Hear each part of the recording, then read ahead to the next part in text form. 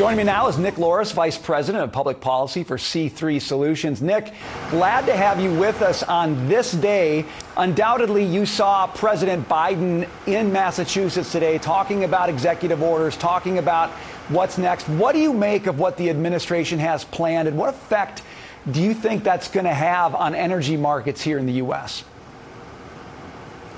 Yeah, well, if he uses the pen and a phone approach like President Biden did and tries to accomplish his climate agenda with heavy-handed regulations that are top-down and increase costs for consumers, it's not going to go over well, especially with record-high energy prices that are particularly harming the middle class and lower class. I think what the president needs to do is talking about unleashing our energy abundance. Take an all-of-the-above approach. That can include renewables, it can include nuclear, but we need increased supply.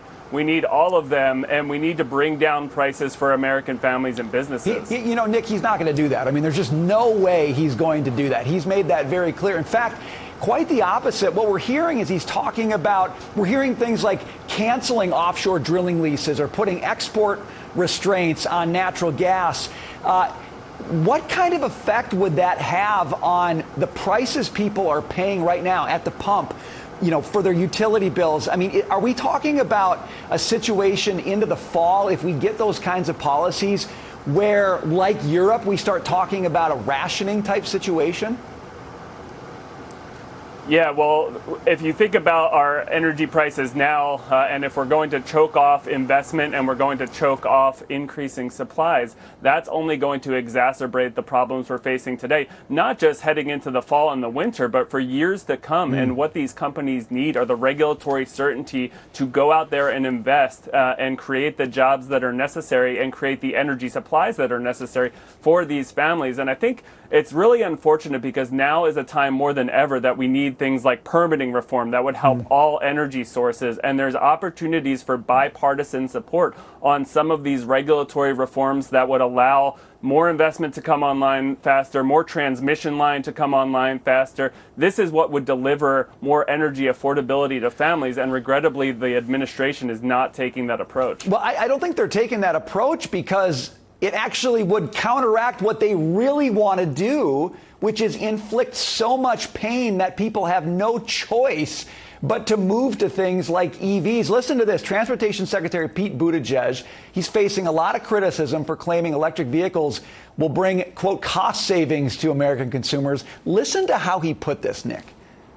The more pain we are all experiencing from the high price of gas, the more benefit there is for those who can access electric vehicles. You're saying the more pain we have, the more benefit we're going to get. What we're saying is that we could have no pain at all by making EVs cheaper for everybody.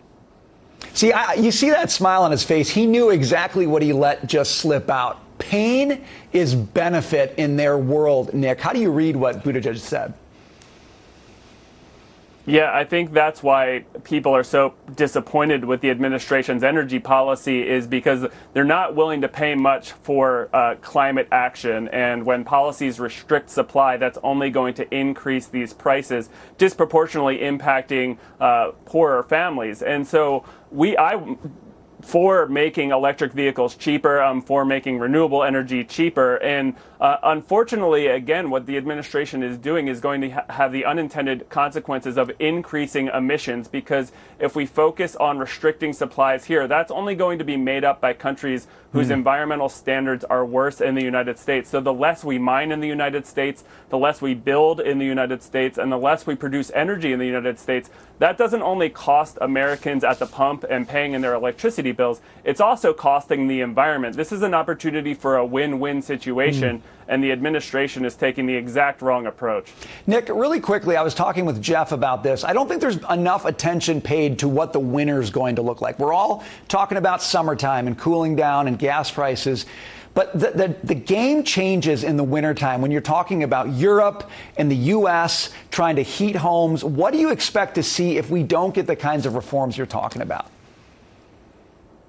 Yeah, that's right. And if you look at the latest CPI index, I mean, home heating oil has nearly doubled, and that's particularly troubling for places like the Northeast. And the more we restrict natural gas supplies for home heat, that's only going to exacerbate prices as well. And so that's a real concern as we head into the winter months. Not only do we need affordable, reliable electricity for our air conditioning right now, but we're going to need it for our heat in the winter months. And we don't want to be in a situation like Europe is, where they are really worried about the energy crunches and ramping up inventories now ahead of the winter months. We could be in a very similar situation. We don't have to predict the future. We can see it. It's in Europe, and that's the path we should not go down. Nick, always good to see you. Thanks for being with us.